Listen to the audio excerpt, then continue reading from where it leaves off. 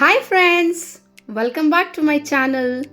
ಇವತ್ತು ನಾನು ನಿಮಗೆ ಮ್ಯಾಂಗೋ ಮತ್ತು ರವೆನ ಯೂಸ್ ಮಾಡಿಕೊಂಡು ಯಾವ ಥರ ಮ್ಯಾಂಗೋ ಕೇಕ್ ಮಾಡೋದು ಅಂತ ಹೇಳ್ಕೊಡ್ಲಿಕ್ಕೆ ಬಂದಿದ್ದೀನಿ. ಸೊ ಮೊದಲಿಗೆ 1 ಕಪ್ ರವೆನ ಜಾರ್ಗೆ ಹಾಕ್ಕೊಳ್ಳೋಣ. ಸೊ ಅದನ್ನು ಪೌಡ್ರು ಮಾಡ್ಕೊಂಡು ಬರೋಣ. ಸೊ ಅದನ್ನು ಸೀವ್ ಮಾಡ್ಕೋಬೇಕು, ಅಂದರೆ ಜರ್ಡಿ ಇಟ್ಕೋಬೇಕು. ಸೊ ನೀಟಾಗಿ ಜರ್ಡಿ ಇಟ್ಕೊಂಡ್ರೆ ಸೊ ಗಂಟುಗಳೇನು ಇರಲ್ಲ, ಕೇಕ್ ಚೆನ್ನಾಗಿ ಬರುತ್ತೆ.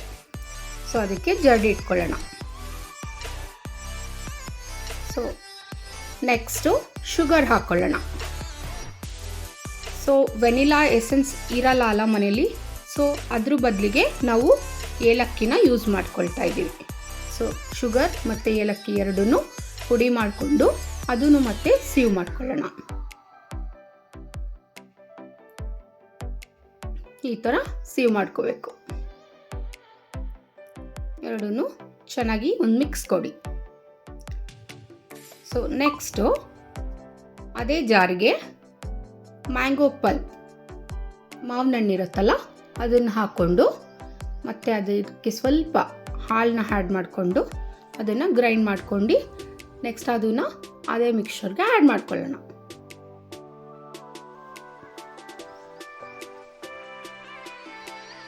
ಸೊ ಈ ಥರ ಆ್ಯಡ್ ಮಾಡ್ಕೋಬೇಕು. ಚೆನ್ನಾಗಿ ಮಿಕ್ಸ್ ಮಾಡ್ಕೊಳ್ಳಿ.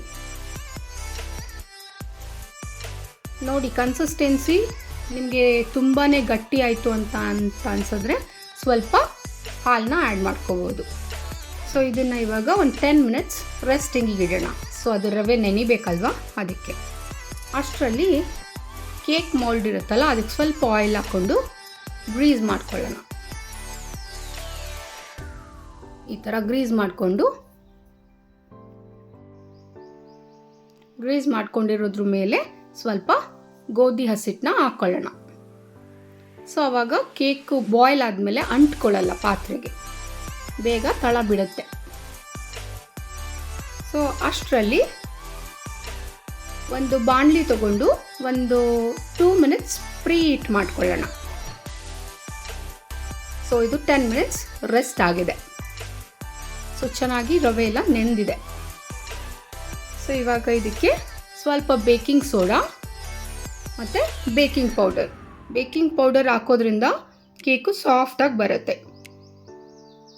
ಸೊ ಚೆನ್ನಾಗಿ ಮಿಕ್ಸ್ ಮಾಡಿಕೊಂಡು ಅದಕ್ಕೆ ಸ್ವಲ್ಪ ಡ್ರೈ ಫ್ರೂಟ್ಸ್, ಬಾಯಿಗೆ ಸ್ವಲ್ಪ ಡ್ರೈ ಫ್ರೂಟ್ಸ್ ಸಿಕ್ಕಿದ್ರೆ ಚೆನ್ನಾಗಿ ಅನ್ಸುತ್ತಲ್ಲ, ಸೊ ನಾನು ಡ್ರೈ ಫ್ರೂಟ್ಸ್ನ ಆ್ಯಡ್ ಮಾಡ್ಕೊಂಡಿದ್ದೀನಿ. ಸೊ ಆ ಮಿಕ್ಸ್ಚರ್ನ ಕೇಕ್ ಮೋಲ್ಡ್ಗೆ ಆ್ಯಡ್ ಮಾಡ್ಕೊಳ್ಳೋಣ.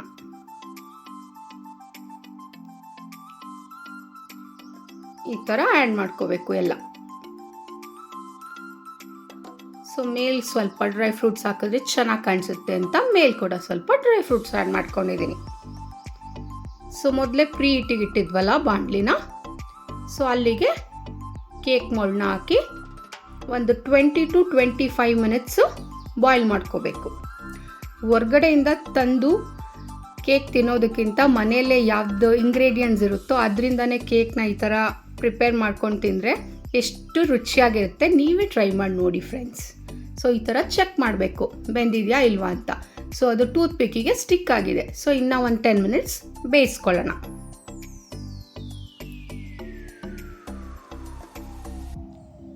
ಸೊ ಚೆನ್ನಾಗಿ ನೋಡಿ ಟೈಮ್ ಟೆಸ್ಟ್ ಮಾಡಿಕೊಂಡು ಬೇಯಿಸ್ಕೋಬೇಕು.